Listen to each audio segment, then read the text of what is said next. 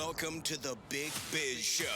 Taking care of business. You want fast-talking, hard-hitting discussions on business and finance? Maybe with a barroom slant and some really salty peanuts? We're not counting calories. We're counting cash. Before we get to the man with the financial plan, meet the money team. Costa, Mary, and Greg. Now Captain Finance himself, Sully.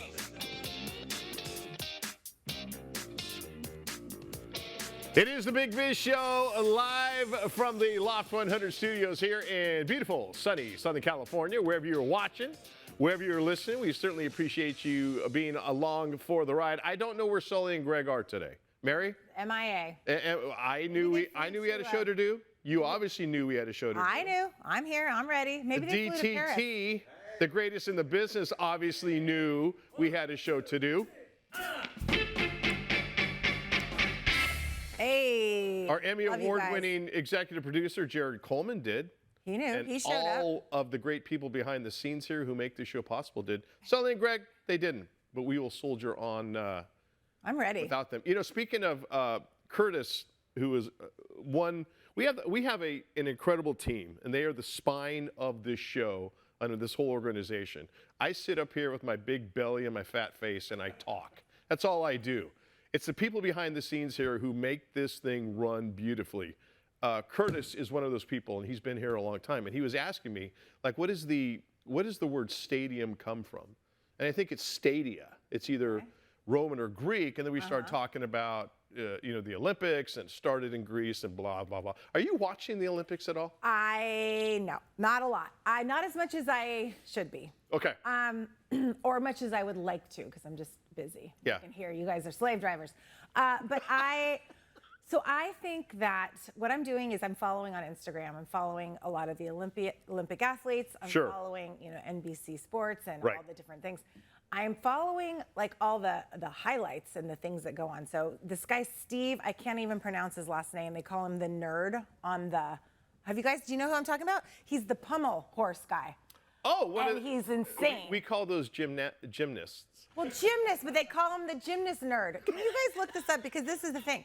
He looks really nerdy, but he's so joyful, and he's so good at what he does. And he understood the assignment, showing up and just doing his pommel horse. I don't know what, I don't know if they have the medal yet.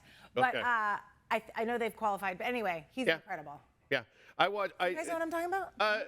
James, Brian, Trace, have you guys watched any of the Olympics? Since they have Since it started. Just a bit, yeah. Just a bit. Oh, speaking of opening, I actually want to talk about this. Anyone see Celine Dion? Yes. Yeah. Oh, and then crazy. so I just watched her documentary. You got to watch the documentary first, and then go back and watch. Did you hear the latest about her? What she was singing from the Eiffel Tower? No, what? The theme to Ratatouille. What the hell is that? What's a French movie? I'm just kidding. Oh, God. I don't think that was the theme, but I got suckered into that with hook, line, and frickin' sinker. Okay, so I really haven't been paying attention. I gotta be honest with you. You just, you lose sight, and I want America to do well, of course, and I did watch a little Japan versus kind of China in men's gymnastics as they're doing the all-around and all that crap. But you missed Steve the nerd. Yes, I missed Steve the nerd. All right. I did watch handball. Oh. And it's not glove, little black ball like we're kind of used to. It's basically an hour of PE from your class in high school. And France is touting their greatest Olympic athlete is this guy who's been playing handball for, 20, 24 years. It's PE. Our Sergeant at Arms, Matt Chess, is a coach and is coach forever. He will tell you that is nothing more than PE in the Olympics. But it's a sport now. It is a sport. Did I hear that breakdancing is going to be at the Olympics? Breaking is a sport. It is, right? It is, This year? Yeah. Heck yeah, I got to tune into that. Just got to bring your own cardboard for your shoulder spins and the whole 9 yards. But yes, it is a sport. All right, we got a big show for you coming up today. Like I said, we are glad you are here along for the ride. We are going to talk a little finance with our Big Biz Show financial analyst, Howie. Best hair in the biz. Stay here.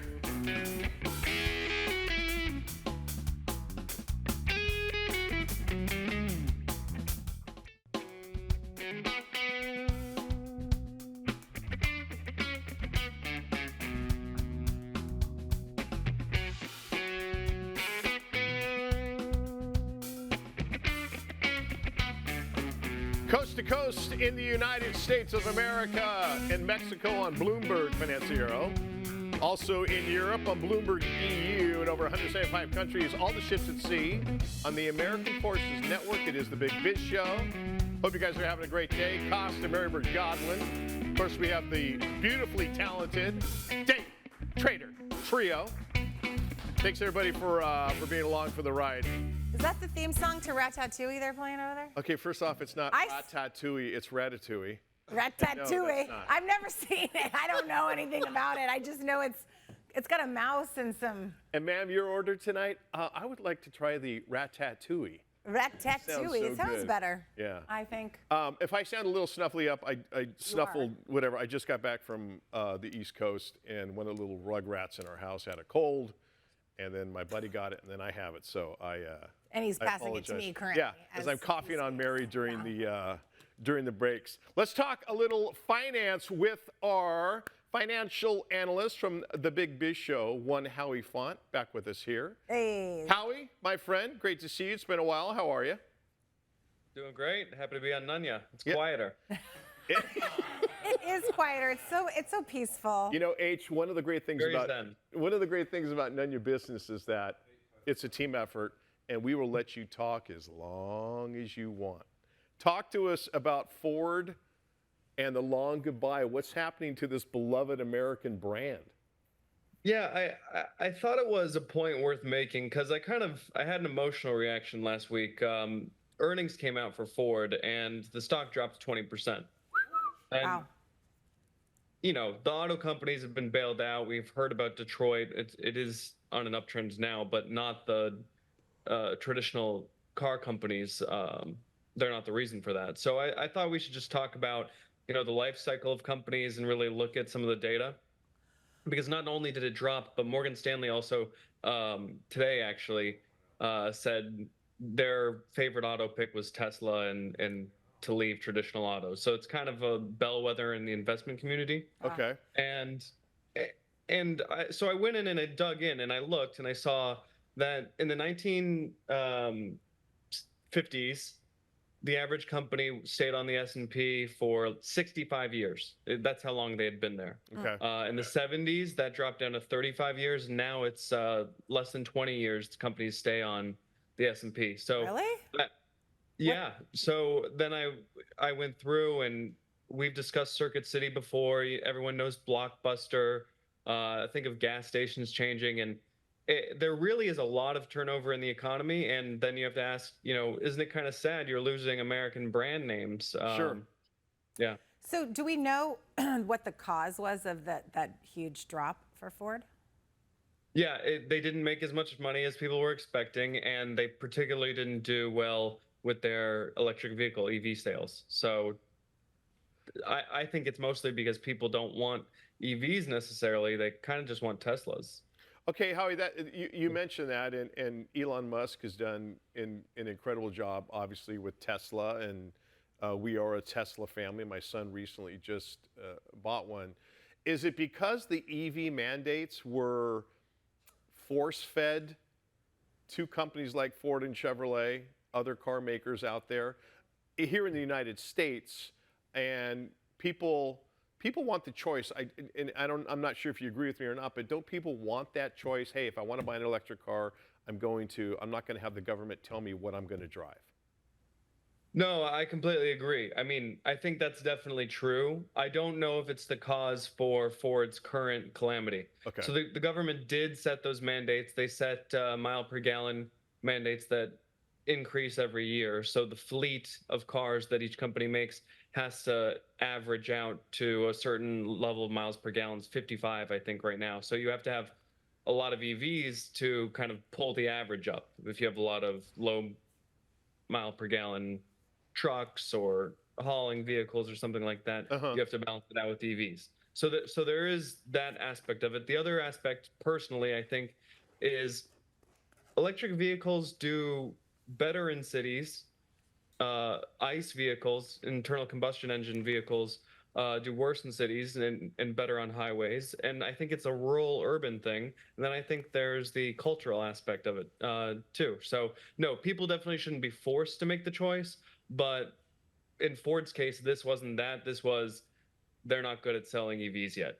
So Howie, I know Mary's got a question in a second here about investing for her daughter, but you sent over a pretty cool looking graph, and if you could explain that to us, I'm assuming it has to do with companies.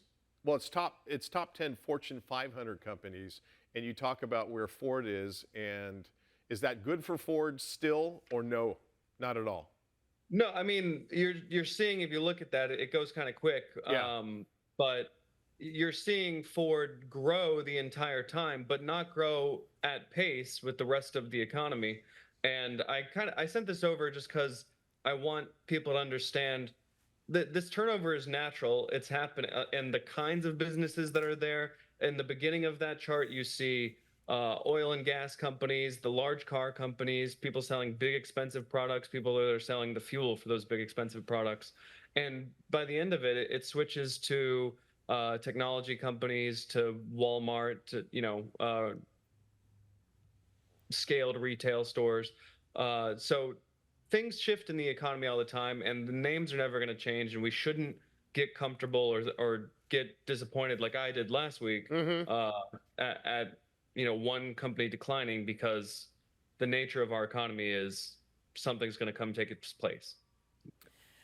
Howie, I'm going to just totally derail this conversation for a second because Sure, let's switch gears. I'm switching gears. Speaking of cars, because I have a moment with you, I'm going to use this as a little personal advice segment. So, but my daughter, who's Do we have to run a disclaimer? yeah, maybe I don't know.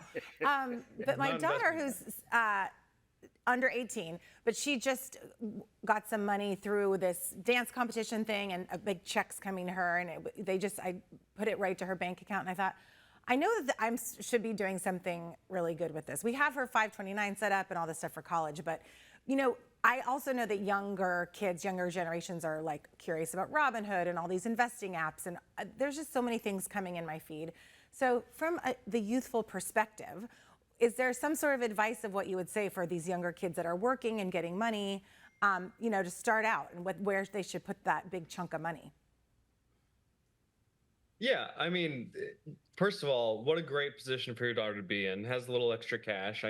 She's probably she's not in charge of any rent responsibilities yet, I'm assuming. Or any Right, big and I just don't want it to all expenses. go to her, Starbucks drinks and her Right. fast fashion habits. I have seen a couple cases of this and can diagnose the problem. I knew I came to the right place. Listen, I think it's a mental issue at this level of personal finance, not really math driven, but we can use math to help it. So let's establish a baseline level of spending, something reasonable. Let's go back at the last 3 bank statements and say, from now on, I'm going to spend 80. It's all junk, because you said there's no rent, there's no utilities or anything like that at her age. So it's all frivolous but important psychologically, and just to have a life spending. Let's go back, average out the last 3 bank statements for the last 3 months. Say we're going to spend 80% of that, and you can keep 2-3 months worth of cash in your checking account, that amount of money at a time. The rest of it, let's put it in savings, one money market fund for short-term cash that you might need. If you're, going to have an emergency expense, it's going to come out of this pile of money. Let's put that in the money market fund, and we've discussed that on the show before. And then everything beyond that, hey, let's just invest it. Let's try and dabble in the S&P 500, SPY. Should she try? Yeah. I mean, I don't use an app like a Robinhood or anything like that. So is that something that this younger generation is having success with, or would you stay away from something like that? Well, I think the apps make it really easy. I think probably going on a computer and setting up an E-Trade account or a Robinhood or something like that is the thing to do.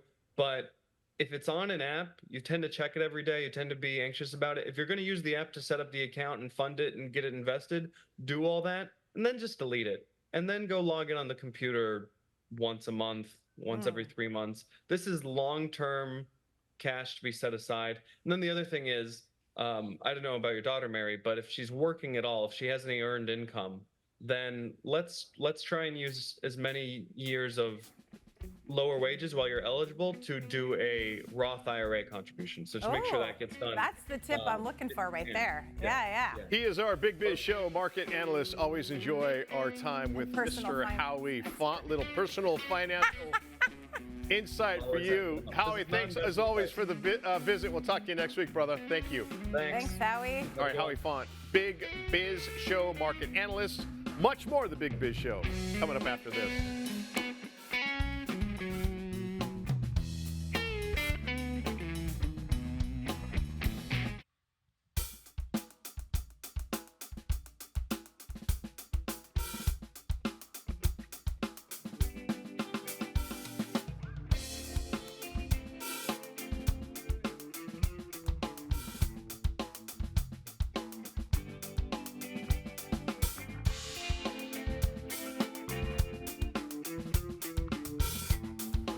Humming along from the Loft 100 studios, we are located in beautiful, sunny Southern California. It is the Big Biz Show. Costa, Marybird Godwin. And of course, that great sound you're hearing comes to you from the Day Trader Trio. I can't help but grooving. I'm just sitting here Always. always. I think that's the first time I've actually been able to say Day Trader Trio. I always trip up on it. Especially when I'm standing in for Sully. I'm like, Day Trader Trio. Are you nervous? Do you get nervous back there or what? No, I don't. Are you shaking? No, not at all. I don't get Just nervous sneezing anymore. on me, that's all. I mean, there's joyful anticipation, but there's not apprehension. I always think it's good. And Trio, do you get nervous before a gig? Doesn't matter the crowd, doesn't matter the venue. Do you still get performance butterflies? Absolutely, I do. Which is that a good thing? Okay, right. Yeah, it depends on the show. All right. If no one's holding a gun to your head, though, you're still like, I mean, okay. I steal every time. Yeah, I get butterflies for a show. Sure. I do too, yeah. And I hope I never stop, Right. because that's when you're going to screw That's up. why we do this. I mean, that's why I first fell in love with performing at a young age on the stage was the butterflies and the nerves. And doing jazz hands. Oh, I did so many jazz hands. Oh, you better believe it. I'm pretty good. Hey, if you ever miss an edition of the Big Biz Show, just go to BizTV.com. You can see this beautiful face there anytime you would like. Joining us right now, he is a social media keynote speaker, the owner of Impact Social Media Incorporated. Mr. Corey Perlman is back with us here on the Big Biz Show. Corey, how you doing, my friend? Excellent, my friend. Thank you for having me. Thanks for coming on back with us. What's going on? Are you on LinkedIn? I am, and I just saw this on our notes for you, Corey. I'm excited to see this. What's going on with LinkedIn is changing and becoming more like Instagram and TikTok. Huh? Tell us about this. Yeah, I want to bring you all the latest and greatest things that are happening. And so around March of this year, LinkedIn decided to start acting more like TikTok and Instagram. And so they're now rolling it out through the summer and into the fall, and people will be able to navigate videos on LinkedIn very similar to the way they do TikTok and Instagram.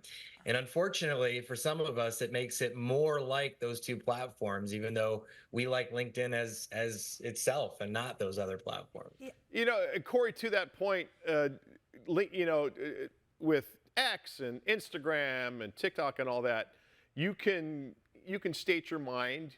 It doesn't matter what you want to talk about. You can kind of put your flag in the sand and say, this is how I feel. LinkedIn seems to have always been that we're just going to keep it business contacts, people you can interact with, maybe people that you can, make some money with down the road. But I'm starting to see, as we get closer to the election, the political mindset of a lot of the people that I follow or I see on LinkedIn is starting to bleed into that as well. You see it the same way? I have a phrase that I use for LinkedIn for people. It's be yourself, at work. Oh, And there's that's a awesome. key difference there, right? Yes. Huge.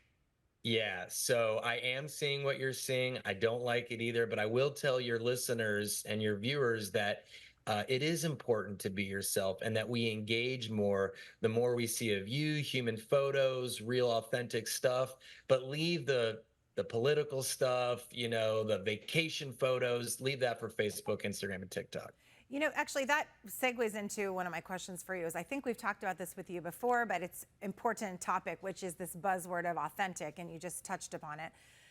Because it's interesting for a brand, how do they be authentic without maybe being polarizing, or is that okay? I mean, sometimes, you know, Nike certainly has taken lots of stands in how they are, and people love Nike, and the people are going to buy Nike, you know, regardless of that or not, but it doesn't really affect their bottom line. But for a smaller business, what does that look like, being authentic, and how can business owners, small business owners, take that and leverage that on social media? Let me give you a quick example. It's usually the best way I can describe it. And this is a dentist office out in California near you guys. It's a bunch of dentists. And what they do is the first thing they do to be authentic is to show the dentist personal side. Oftentimes we see them just in the chair. They got the mask on. They're super whatever. But we get to see a little fun side. So they'll play some games, you know, like they'll point to whomever's like the one who comes in latest or never pays for lunch, you know, and have some fun with the dentist, which is cool. Seeing some of the behind the scenes, that kind of thing. That's a way to be authentic and not have to take a stance or do anything that you're uncomfortable with. It's just showing a little bit more of what's going on in the office and behind the scenes. Corey Perlman is the owner of Impact Social Media Incorporated. You can check him out, CoreyPerlman.com, and ImpactSocialMedia.com as well. Corey, if I'm about to launch my widgets company, and obviously social media has to be a major component of success for me as far as marketing and advertising what I'm doing. What is there a golden rule, or is there the first hurdle, the first step that is all important in doing so? Yes, fish where the fish are. And what I simply mean by that is figure out who your customers and prospects are before ever planting your flag on a social media site. Because if your customer is 40 and above, then TikTok is about as far away from your strategic plan as possible. Slightly. If they are, yeah, go ahead. Yeah, I mean, we were talking about that. I feel like before with you is that a lot of people think that they need to be on TikTok because that's where it is. But a lot of, you know, the TikTok base is going to be the younger crowd, stereotypically speaking, and they're not necessarily buying. You know, they're doing the dances and they're laughing and they're sharing, but they're not necessarily buying the product, depending on what it is. So that is, you know, one thing people need to look at, like what you were saying. Where is your demographic? Where's your audience? And where are your purchasers? And the problem is yes, there are exceptions to the rule, but if you prioritize TikTok, then you're taking resources and time away from a platform like LinkedIn. That might be your golden ticket. So what I always tell people is to prioritize two platforms based upon who your audience is. And oftentimes those are LinkedIn and Instagram, something to that effect, or maybe it's TikTok and Pinterest, depending upon who your demographic is. Corey, do you have a lot of people, a lot of big name companies that are contacting you and having you and your team basically, you know, steer their social media ship? Yes, we have a lot of companies that ask us, you know, for strategic advice and direction and things of that nature, and just help with some of their folks, because a lot of people who are coming up in the world of social media didn't know the other side of some of the 40 and above and what we're more comfortable seeing and engaging with. And then I'm also young enough to be able to have been a part of the generation that grew up with social media as well, so I can kind of fit both sides. You know, along those lines, Corey, do you think that companies should invest in an internal, somebody that works with them internally to be their social media person, rather than, or maybe in addition to hiring an agency? Because there seems to be, you can get more of that authenticity if you have a voice within the company. Do you think that's true? I definitely think that's true. If you can, in a perfect world, you have an internal person, but it's not always a perfect world. And in those cases, you hire people to be your heavy lifters. CoreyPerlman.com and ImpactSocialMedia.com. He is the social media keynote speaker, the owner of Impact Social Media, Corey Perlman. Corey, always appreciate the visit, enlightening us more about the social media world. Speaking of the world, the Big Biz Show world comes back right after this.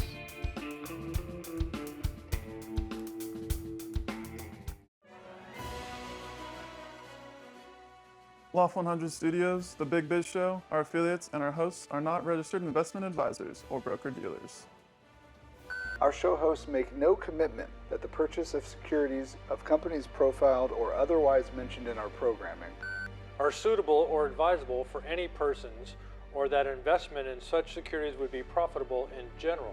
Given the nature of our company's profile and the lack of an active trading market for their securities, and investing is highly speculative and carries a high degree of risk. We profile selected publicly traded and privately held companies on our program. Most of these companies that we profile have provided compensation to Loft 100 Studios and its host for the profile coverage. 3, 2, 1. From time to time, we sell shares of the companies profiled in the open market that we receive as compensation for coverage of client companies. But never sell stock if we are speaking about, interviewing, or covering a public company who has paid compensation.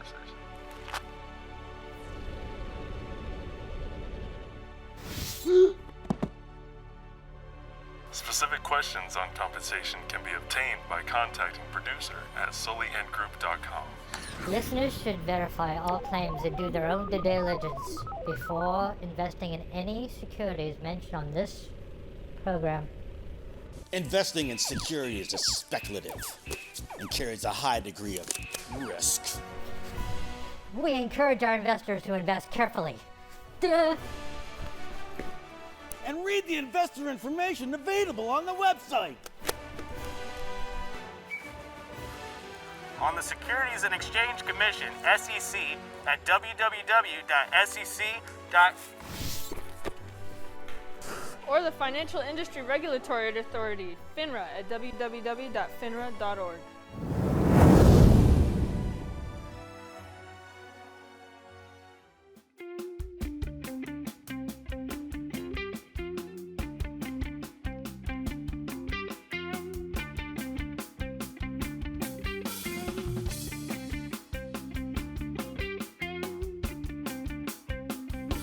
It is the Big Biz Show. We are live from the Loft 100 Studios. Wherever you're watching, wherever you are listening, we are so appreciative of you being along for the ride. Costa, Marybird, Godwin with you.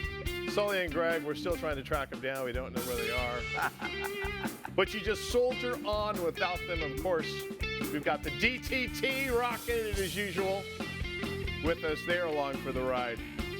Joining us right now in studio is one of our all-time favorite guests, Mr. Bob Babbitt, co-founder of the competitor magazine, Babbitttville Radios, where we can hear you talk about everything. Also, the Challenge Athletes Foundation, and certainly Challenge Athletes, something very near and dear to your heart. Absolutely. And you have been a standard bearer for all those incredible people for such a long time. Talk about your friends, Derek and Elijah. It's such a cool story. We just did a video piece on the two of us. So Derek Loxodent was a football player at University of Central Oklahoma. Okay. Got run over by a train after a game. We actually had 9 tackles in that game. Unbelievable. Lost his leg below the knee. Came back to play football again. No right? way. At the university. Then he finds track and field. The person who runs our para-track and field program, Joaquin Cruz, reaches out and says, hey, have you ever thought about track and field? And in a couple of weeks, he'll be going to Paris, doing the long jump, high jump, and 100 meters. Wow. He just qualified at the trials. But the fascinating part is Elijah Schultz, who was born in Ghana, missing a leg below the knee, fingers on both hands, and toes on one foot. And he was adopted by the family out of Joplin, Missouri, comes to the U.S., and he's now 12 years old.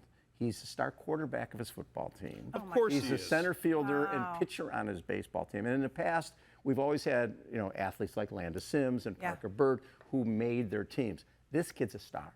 Wow. He's 12 years old. He's deadlifting 3 times his body weight. He's amazing. And the cool part is when he was 8 years old, he was down at a track meet down in Oklahoma called the Endeavor Games. That was Derek's first ever track meet. Oh, wow. And the two of those guys became buddies, and now Elijah is basically Derek 2.0. Wow. And the video piece we just did that Eric Cochran, who produced the Landis Sims movie, Oh, yeah. it's phenomenal. It's just phenomenal. And where can we see that? Actually, we'll be putting it out on CAF on our YouTube channel very shortly. Oh, perfect. Yeah, but what's really cool about it is mom, his adoptive mom, they're sitting at dinner when he's a little boy, and mom is like, Elijah, you don't have to eat so fast. It's not a race. And she goes, Elijah looked at me straight in the face, goes, Mom, everything's a race. It's a race. It's just wired in him, huh? It's totally wired like that. And And when he and did Derek you- are the same. When did he connect with CAF? So we got Elijah a running leg when he was 4 years old. Wow. And there's actually pictures in the video of him sleeping with, cuddling up with the leg. He was so excited about that. But I met Derek a few years ago. Joaquin Cruz called me and said this young man needs travel expenses to get to a track meet. And we took care of travel expenses. Next thing you know, this kid is becoming a rock star. At the World Championships, he took a silver in the long jump, silver in the high jump, and a bronze in 100 meters, and a 7th in the javelin. Since he was there, might as well throw the javelin. Yeah, Bob right. Babbitt from the Challenge Athletes Foundation with us here in studio. As I always say, and I sincerely mean this, the stories that you come with, it's one of the reasons why you're one of our favorite guests. Really? We were talking before we came back from break about the cost, like you mentioned, someone getting a prosthetic leg or Right. a sprinter's Yeah, it's a leg, running leg. Yeah, a running running prosthetic. leg. And you and I were talking about the exoskeleton. I guess business is booming now. We saw someone carrying the torch for the Using opening games in Paris. How is that changing what you guys do as far as you're raising money, Right. raising funds for all these people? The cool part is technology has changed. If Jim McLaren, the person we started the foundation for, there was no sport for him 30 years ago. Today, he could do power soccer. He could do quad rugby. There's sports for him. The problem is a power soccer chair for a quadriplegic is $10,000. Yeah. Off-road Which is not covered by any sort of. None of this covered. Nothing's covered. It's considered a luxury item. Off-road e-assist hand cycle. Think about somebody who's paralyzed, and when they get paralyzed and they go for a hike with the family on the trails. Well, on the regular chair, their hands are going in the dirt. Yeah. They can't go very far. So you lose half the world. You lose trails. Yeah. So now, off-road e-assist hand cycle. 2 years ago, we got one for Amy Van Dyken, who was a 6-time Olympic gold medalist in swimming, was paralyzed in an ATV accident in 2014, and she hadn't been on the trails since. We got her an off-road e-assist hand cycle, which are $15,000 to $20,000, and she's ripping up the trails, and a smile is you brought trails back to somebody's life and to the family. The whole family can Technology go. is allowing more people to come out of the dark, I say, but at the same time, The cost has gone. it's through the making roof. your job a little bit harder because Got to keep raising more money. Bob, I want this, I want that. Can you help me do that type? Well, one of the things about the fundraising events that you guys do that I attended is that you get to see where the money is going in real time because I see the kids come up, you grant them their hand cycles or whatever it may be, and you see the joy, you see the parents crying, and I'll go to events for other things and you donate money, but then it's like goes to some, Research or something. and you don't Yeah. actually. Which is awesome. It's awesome too. Yes. But I have been so moved at those Challenge Athletes Foundation events because you see those kids right then and there, and adults and parents and all the things happen right then and there. And then you see them the next day on the cycle. It's the best thing Going in the up and world. down the coast. It's the best amazing. thing. It's the best thing in the world. Bob, have the fundraising opportunities, are they growing, or is it? I mean, for the longest time, oh my God, that poor kid's in a wheelchair. Right. Boy, that's terrible. Oh well, I've got to go on with my life and take care of things. It seems that the world's eyes are open. Sure. You can't hide anywhere anymore. Are the fundraising opportunities growing? I mean, exponentially like they should? Well, the deal is you're always like this year, rather than putting on our $1 Million Challenge ride, which Sully has been a huge supporter of for years and years and years. Yeah, you're not doing it this year, right? We're not. We're doing a bike ride. We're doing a women's weekend. Okay. We're doing a wine country ride. We're doing a mountain bike event in Colorado, Cool. or a gravel ride, I'm sorry, and a ride in Thailand in January. What? Exactly. Sign him up. Yeah. Mike wants to go. So there's Do you have a pizza eating event? pizza eating right before you ride in Thailand. You have the pizza You eating. ride- eat pizza. Then you ride, and then you eat more pizza. It's a carb load, right? It's a combo. It's a You carb gotta load, load up. yeah. You gotta load works. up. But there's all, and then we have our We just had our Celebration of Heart Gala up in San Francisco. We raised $800,000 there. Wow. Our Heroes Heart and Hope Gala coming up in September 18th in New York City at Chelsea Pier. And that event has raised over $22 million over the years. Oh my gosh. Yeah, so there's a lot of stuff coming up, a lot of really cool Bob, things. what's the best place people can go who might see you today or have seen you before with us on the Big Biz Show or know about you? What's the easiest place to go and throw money at you? Challengedathletes.org. And people, a lot of times they want to come in and volunteer, get a sense of what we do. We've had volunteers who come in and they look at a number of different charities, and we've had some of our volunteers come up and go, I've got a trust fund and here's a $50,000 check. I like to go and make sure that the charity really does what they say they do. We love you, man. And they do. You're the best. You do. Mr. Love Bob you, Babbitt. Bob. You guys are going to love What's that the website again? Challengedathletes.org. Send your money into there. Let's go. Let's take care of everybody. Mr. Bob Babbitt with us. Big Biz Show rolls on after this.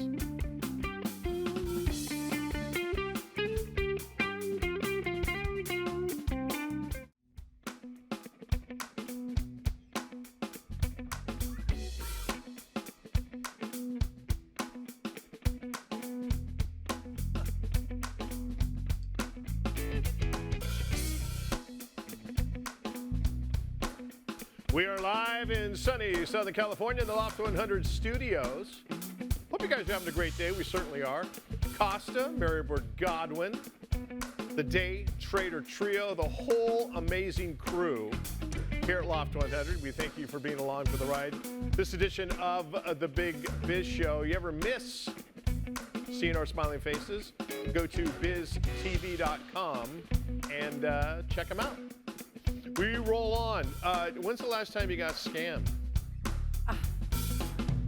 I've had a couple close calls recently, but my mom did get a call that was like, she said, Mary, she's 92. Yeah. She's like, Mary, the San Diego police called me and they're just requesting money and I can't find my checkbook. I'm like, Mom, stop. No. So, yeah, we need Steve in our life. Well, Steve is here. He is from scamicide.com, SCAMICIDE.com.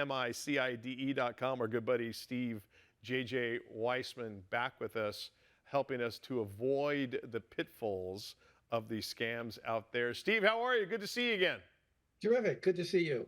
What we've got the whole list that you sent us, and we're very intrigued by a lot of these, especially one Mary wants to get to. What's going on with airline customer service, as if they don't have enough problems already? Well, that's the issue, because the scammers are always there with whatever is going on in the news, such as, when it was Amazon Prime Day, boy, the scammers, they were responding better than Amazon did. So whatever you're interested in. And so particularly the airlines haven't exactly covered themselves with glory this summer.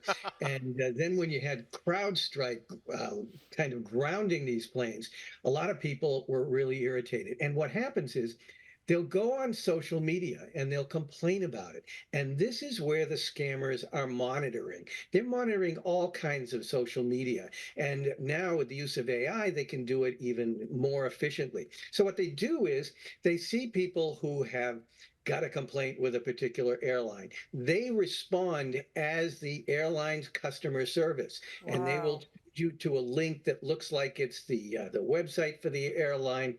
Even the phone numbers look like they're legitimate. Then they start asking for personal information, and bam, all of a sudden you become a victim of identity theft, or merely even by clicking on the links to their phony websites, you download malware that may be ransomware or keystroke logging malware that'll steal the passwords to your banking. So it's my motto, trust me, you can't trust anyone. You have a problem with the airline, make sure you go to the real airline customer service number. Make sure you go to the real website. So Delta is not spelled DALTA.com. Well, another one of my very paranoid mottos is things aren't as bad as you think, they're far worse. So if you go to Google and you put in for the search engine for maybe Delta customer service or something, in many instances, what will come up are the phony sites of the scammers. Yeah. Sometimes what they do is they're really smart and they can manage the algorithms so that they're going to get up there before the legitimate ones. Other times they're lazy And in many instances, they will buy as advertising, which is how a lot of search engines make their money, a high position in a search. So you think you're going to Delta, you think you're going to American, and you go into the Yahoo Boys, which is a Nigerian game. It's so true. I mean, the sponsored results in Google are very scary. I want to ask you about this thing that piqued my interest. So it says Meta takes action against sextortionists. What's going on here? I don't know about any of this. Yeah, this has become a really serious problem, and it comes to a great extent. It's been done targeting teenage boys. But what happens is there are a number of ways you get contacted, often through social media, and it seems like people are building a relationship, and then they want you to send them some videos or photos that are a bit too intimate, and bam, it turns out that the person, again, for these young boys, they think they're with a teenage girl online, but instead it's a male Nigerian scammer. And then they extort them for money. And if they don't get paid, they say they will put these pictures up. They'll notify everyone on your contact list. Other times they tell you that they have managed to hack into your webcam. That's scary. Yeah, and actually that can happen. Right, I've heard that. I've heard a tip where you're supposed to put a piece of tape over your camera if you're not using it. I did that for like a week and it didn't last. That is the low-tech solution, and it's kind of interesting.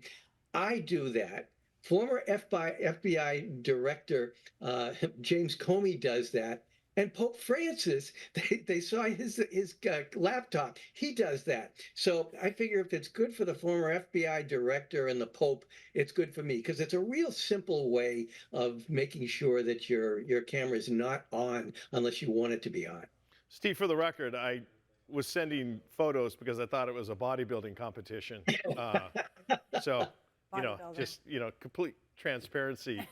Steve Weissman, Scamicide.com. He is the scam man.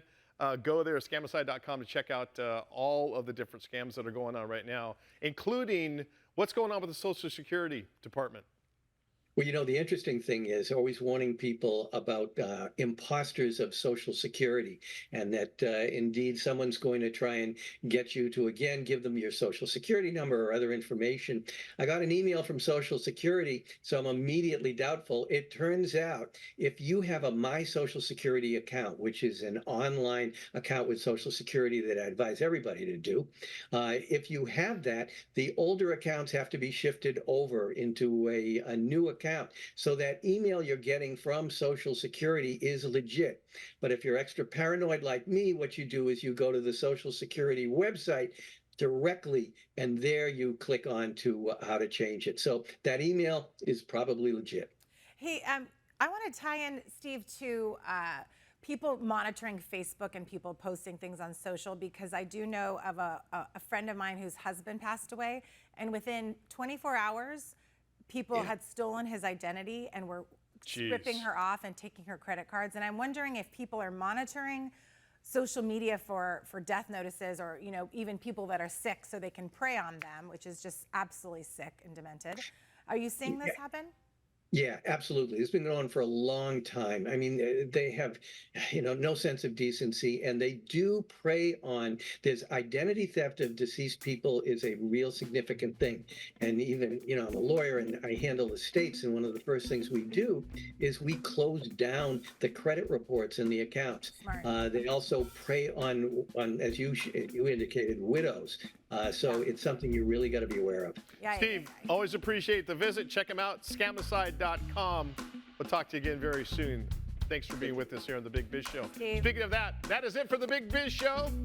For the Day Trader Trio, the incredible staff here, our Emmy Award-winning director, producer, Jared Coleman. Mary Bird Godwin, I'm Costa. Thanks for tuning in. We'll see you next time.